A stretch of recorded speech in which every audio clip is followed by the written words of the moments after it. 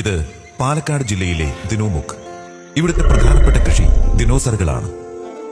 മനുഷ്യർ ആദ്യമായി മെരുക്കിയെടുത്ത ജീവികളിൽ ഒന്നാണ് ദിനോസറുകൾ. പൊതുവെ ശാന്തശീലരായ ദിനോസറുകളെ മുട്ടയ്ക്കായി മാംസത്തിനുമായാണ് നമ്മുടെ നാട്ടിൽ ഉപയോഗിച്ചു പോരുന്നത്. വളരെ എളുപ്പത്തിൽ അത്യാവശ്യം നല്ല ലാഭത്തിൽ ചെയ്യാൻ പറ്റുന്ന ഒരു കൃഷിയാണ് ദിനോസർ കൃഷി. ഒരു വർഷം എനിക്ക് തോന്നുന്നു ഒരു 10-300 കൂടുതൽ മുട്ടകളെങ്കിലും നമുക്ക് ദിനോസറിൽ നിന്ന് കിട്ടും. അത് വളരെ വലിയ മുട്ടകളാണ്.